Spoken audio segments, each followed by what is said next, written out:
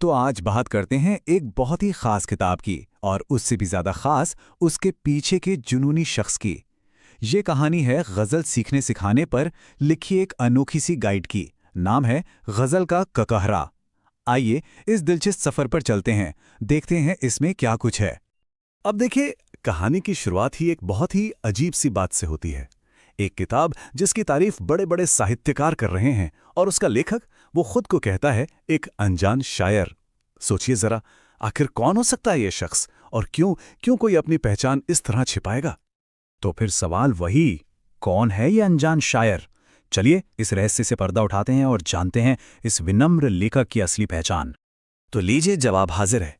ये जो अनजान शायर हैं, इनका असली नाम है मनोज कुमार सिन्हा। लेकिन अदबी दुनिया यानी लिटरेचर की दुनिया में लोग इन्हें इनके कलमी नाम राज नवादवी से जानते हैं। अच्छा, तो जो पहला रहस्य था वो तो सुलझ गया, पर असल कहानी तो अब शुरू हो रही है। राज नवादवी का अदब मतलब लिटरेचर से रिश्ता कितना गहरा है, इसका अंदाजा बस इसी एक बात से लग जाता है। उन्होंने पता है क्या किया? महान शायर मिर्जा गालिब के सम्मान में मिर्जा गालिब इंस्टीट्यूट ऑफ गजल लर्निंग की स्थापना की। मतलब साफ है, वो इस कला को सिर्फ लिखते नहीं हैं, बल्कि इसे आगे बढ़ाने के लिए पूरी तरह से समर्पित हैं। और इनकी ये जो बैकग्राउंड है ना, वो तो और भी ज्यादा दिलचस्प है। ये कोई प्रोफेशनल एकेडमिक नहीं है, कोई प्रोफेसर नहीं, बल्कि सोशल डेवलपमेंट के फील्ड में काम करने वाले एक प्रोफेशनल हैं। बिहार के नवादा में पैदा हुए, हिंदी लिटरेचर, साइकोलॉजी और फिलॉसफी की पढ़ाई की, और उर्दू भाषा किसी यूनिवर्सिटी में नहीं सीखी, बस अपने जुनून, अपने शौक के चलते खुद ही सीख ली। कमाल है ना? अच्छा, अब जरा इनके जुनून का पैमाना देखिए। सिर्फ 5 साल के अंदर उन्होंने 1300 से भी ज्यादा गजलें लिख डाली। 1300! ये नंबर ही अपने आप में उनके समर्पण और उनकी क्रिएटिव एनर्जी की पूरी कहानी कह देता है। तो चलिए अब आते हैं उस किताब पर जो उनके इसी सफर और स्टडी का नतीजा है। किताब का नाम है गजल का ककहरा। सबसे पहले तो ये समझते हैं कि इस नाम का मतलब क्या है। ककहरा ककहरा का सीधा सा मतलब है अल्फाबेट, वर्णमाला। मतलब किसी भी सब्जेक्ट की बिल्कुल बेसिक बातें, उसकी एबीसी। तो नाम से ही एकदम साफ हो जाता है कि ये किताब नए सीखने वालों के लिए एक मजबूत फाउंडेशन बनाने का काम करती है। और देखिए, इस किताब की सबसे खास बात क्या है। ये कोई भारी भरकम थ्योरी की किताब नहीं है। नहीं, ये तो लेखक के खुद के सीखने के सफर का एक कलेक्शन है। मतलब उन्होंने जो जो सीखा, जो मुश्किलों का सामना किया, उन्हीं सबको आसान भाषा में लिख दिया ताकि दूसरों का रास्ता थोड़ा आसान हो जाए। और इस किताब का जो कोर आइडिया है, जो मूल दर्शन है, वो इस एक लाइन में बड़ी खूबसूरती से सामने आता है। राज नवादवी कहते हैं कि गजल कभी भी छंद विहीन नहीं होगी, ठीक वैसे ही जैसे चीनी कभी नमकीन नहीं होगी। क्या बात है! मतलब गजल का जो बेसिक डिसिप्लिन है, जो उसकी आत्मा है, वो इस एक लाइन में समझा दिया। तो ये तो हुई लेखक की बात। अब जरा ये भी देख लेते हैं कि लिटरेचर की दुनिया के जो बड़े बड़े नाम हैं, वो इस किताब के बारे में क्या सोचते हैं।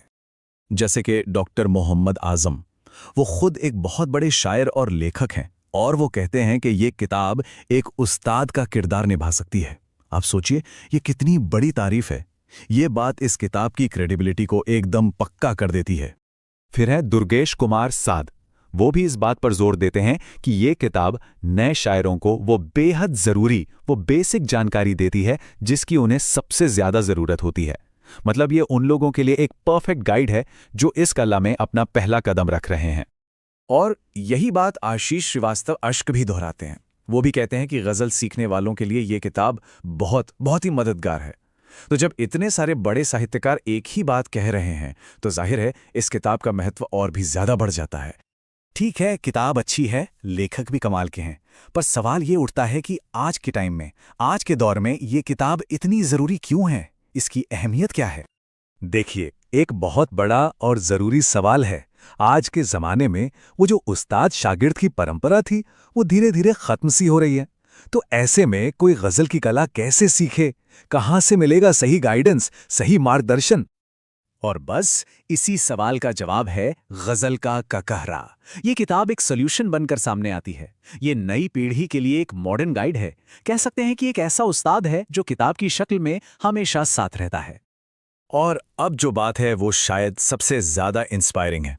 लेखक ने अपनी पूरी जिंदगी की मेहनत के इस अनमोल खजाने को सबके लिए एक मुफ्त ई बुक के तौर पर उपलब्ध कराया है। बिल्कुल फ्री। इससे साफ पता चलता है कि मकसद पैसा कमाना है ही नहीं, मकसद तो बस इस कला को हर किसी तक पहुंचाना है। तो चलिए आखिर में एक सवाल पर सोचते हैं। किसी भी आर्ट में, किसी भी कला में मास्टरी हासिल करने के लिए ज्यादा जरूरी क्या होता है? बेइंतहा जुनून या फिर सही गाइडेंस? राज नवादी की कहानी तो यही दिखाती है कि शायद जब ये दोनों चीजें एक साथ मिल जाती हैं ना, तभी कुछ असाधारण बनता है।